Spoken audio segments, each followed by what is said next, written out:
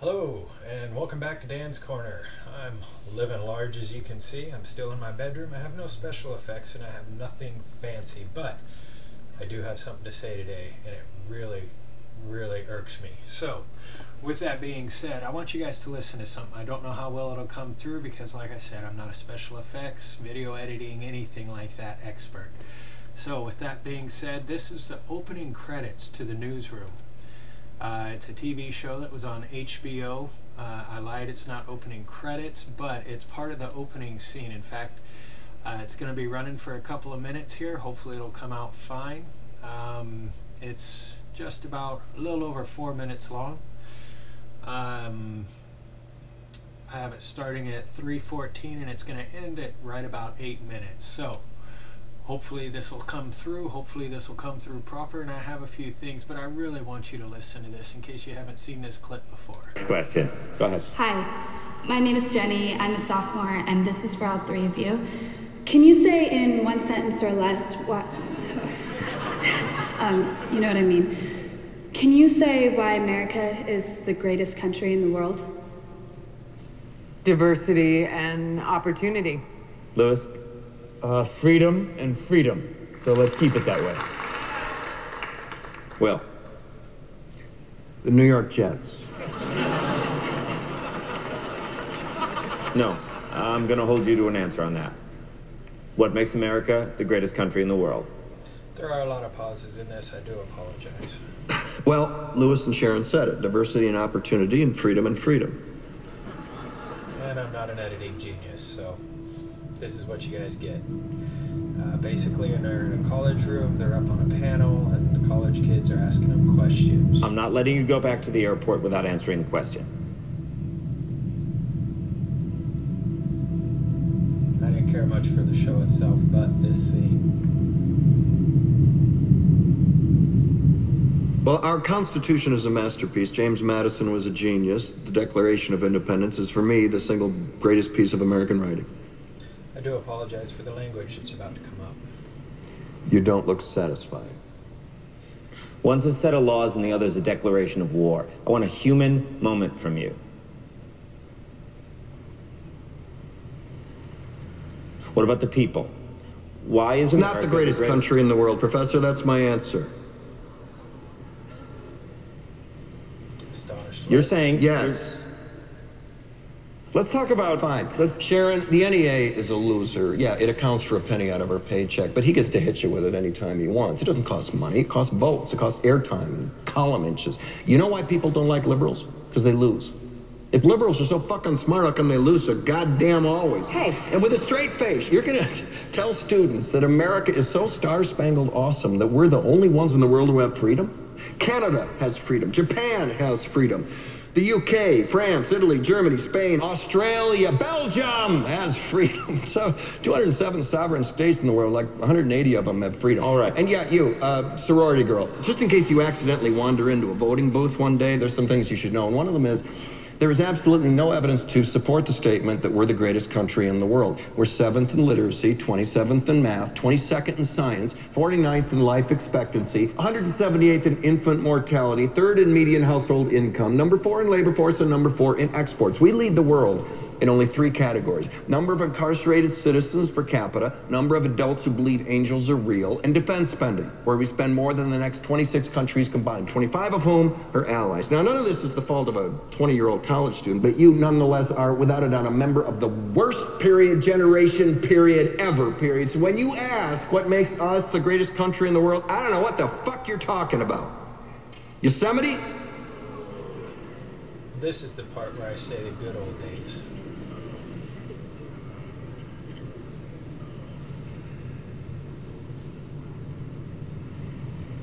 Sure used to be.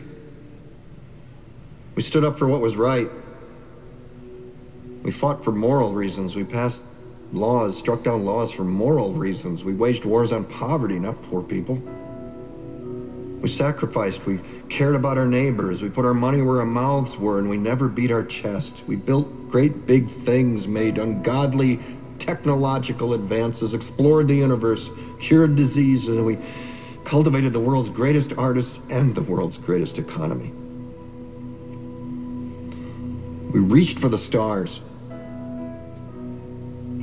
Acted like men. We aspired to intelligence. We didn't belittle it. It didn't make us feel inferior. We didn't identify ourselves by who we voted for in the last election, and we didn't scare so easy.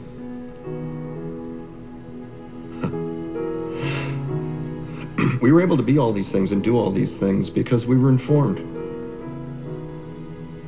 by great men, men who were revered. First step in solving any problem is recognizing there is one. America is not the greatest country in the world anymore.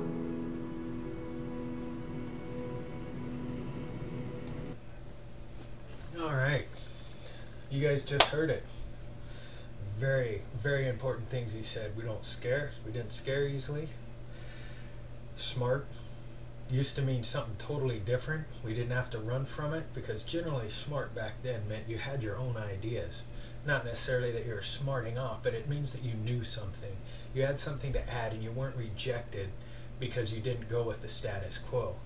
Another thing he said is an informed public. We used to be informed. In fact, when they made up the Constitution of the United States, the Declaration of Independence, the Bill of Rights, which is part of the Constitution of the United States, they made that never thinking that anything like what we have today, the divisions, the impossibilities that seem to be aroused by what this culture is breeding and thinking and wanting and demanding from people.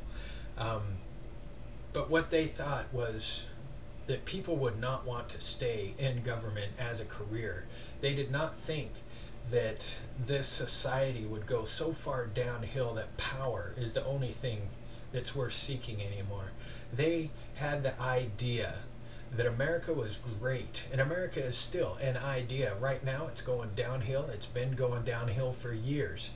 But America was set up to be an idea of freedom, freedom of religion, freedom of not thought, not freedom from religion, not freedom from thought, freedom of ideas, freedom of opinions, freedoms to where you could do whatever you wanted. See, America wasn't formed on the idea of one person ruled everyone. See, they were trying to get away from that. In fact, there's a Tea Party, and it's not the Tea Party of today who is saying, yes, taxed enough already, but it's not the Tea Party of fighting the government. It was a Tea Party of fighting a nation clear across the ocean that was saying, you're going to pay us 2% on this tea that we send to you, and if you drop it overboard or if you don't use it, it doesn't matter, you're still paying it.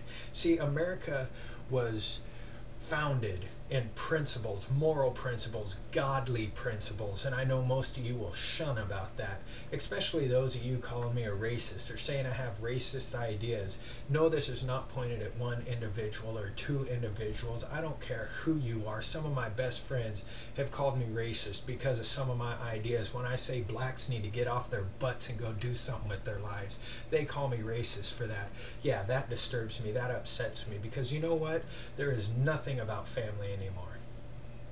These people that you vote into office, these people that you think are going to do so wonderful for you, yeah, they're going to give you a bunch of stuff, but then guess what's going to happen? You're going to lose any aspect of morality. You're going to lose any will to do anything.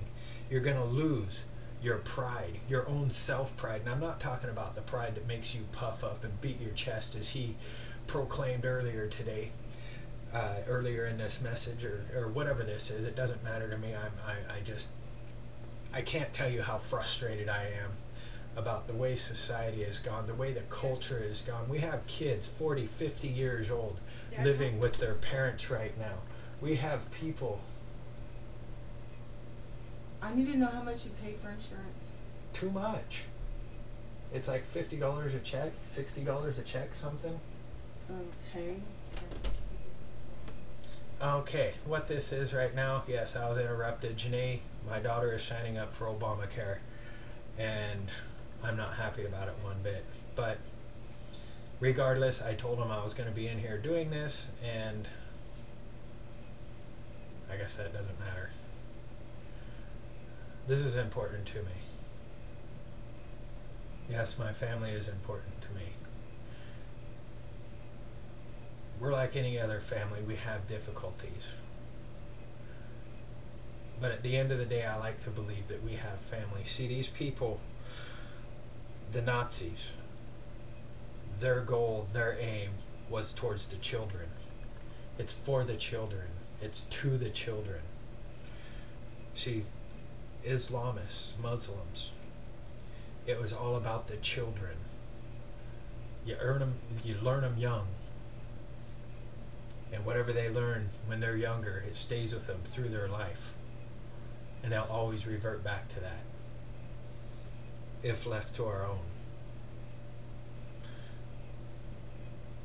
Today's society, it's all about the children. You can't parent anymore. If you whoop your kid, it's a bad thing. If you tell your kid no, you're abusing them. You could do anything and everything that that kid wanted. I don't care what color you are, black, white, purple, green, African, Asian, Malaysian, Hawaiian, it doesn't matter. You give that kid everything they want, they get an entitlement mentality, which is 90% of what is wrong with America today. Everybody feels like they're entitled to something. Government handouts, you got welfare. You have TANF, temporary assistance for needy families. Yeah, that's temporary, all right. You got the government paying for your housing. You got the government paying for your food, electricity. You got government paying for your clothing, your cars. But yet you can't go out and get a job. We have so many different mental illnesses now. Back in the day, there was mental illness, yeah. But I tell you what, back in the day, people were hard. You want to know what hardcore is? Look at your grandparents. Look at that generation. That generation that busted their hump. See, my grandpa was a farmer. My other grandpa run a mill shop, or a pump shop in the middle of farmland. They knew how to work. They knew what it meant that if they didn't go to work, they didn't eat. See, they had families that they had to take care of. They weren't entitled to anything. They worked and worked and worked and worked to provide for their families. You know, and that's another thing. I've always been told that, you know, government will never be changed at the highest level in the White House. I've always been told that government changed in our communities. Well, let me tell you something. Government has to be changed in our households. You see, now you have people who want marriage to be defined as anybody who has a feeling for anybody else. Let me tell you something about love. Let me tell you something about feelings. Feelings are bunk. Feelings are garbage. Love is not an emotion anymore. It's a feeling.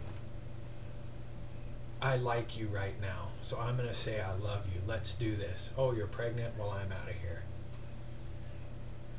Going back to the subject of racism, you know, blacks have the highest single parent in the nation. Single women. In fact, I heard today that there have been more black babies, black, not whites, not Hispanics, not anybody else, blacks. There have been more black babies destroyed this year through abortion. Woman's choice, but that's the only choice they get. Than there were blacks being lynched. And that's this year. Come on, really? And then you want to cry racism on me. Well, let me tell you something. I'm a Christian man. I'm not perfect, nor do I want to be perfect. Talk about the duties I'd have to perform. And it's not because I'm lazy, but the expectations. You know, in Spider-Man, they have a great verse that says, with enormous power comes great responsibility. Well, the American people have an enormous amount of power. Where's the responsibility? See, more and more, and I know this is getting off topic of what I was actually trying to say a moment ago, but more and more Americans in single-parent homes, children being taken by the government because the parents refuse a certain treatment because something else works better but the government hasn't approved it. Government breaking into our homes with what they're called no-knock raids, police getting shot in those no-knock raids, and the man going to jail, or the woman, whoever it happens to be. See, this is not power that we have anymore. We've given it all up. Why? Because we want entitlements. See, marriage, a family, consists of a man, of a woman, and children. That makes a family. Okay, I don't care if you disagree with me on that or not. Biblically speaking, a man, a woman, and children, they all have to get along? Absolutely not. Morally, society-wise, a family no longer consists of that. A family consists of a man and a man, or a woman and a woman, or a man and a woman and a woman, or any combination of how many ever you want to put in there. And then they want to adopt children and say that it's okay. Say that there's going to be absolutely nothing wrong with that child. Well, that child has no idea what a family is. See, I don't care how far you want to get from God, He will always find you. I don't care how far you want to take what's your supposed morals, man-made morals. I don't care. As long as they're man-made, they're always going to contradict. As long as they're man-made, they're always going to lead to destruction. See, I didn't used to think this way. And my life was a mess. My life is still a mess, but at least I know what's going on. At least I have a heart and a soul that's somewhat at ease. See, I'm white, so I have white privilege. I guess that's the going term now if you're white. You have an opinion. When a black man beats up a white guy, it's impossible to say anything about it because if you do, you're racist. If a white guy beats up a black guy, it's all about racism. These cops keep getting killed by black people. These cops, white, black, I don't know, is it Latino, Mexican, what? I don't understand. Mexican's not a race.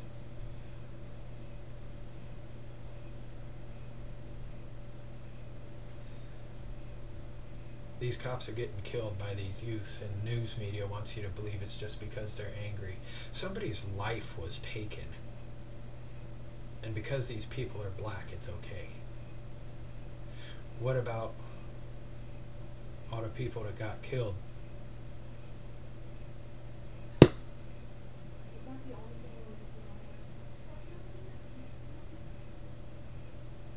Anyway, gonna sum this up real quick. Get your heads out of your butts and fight for something that's real.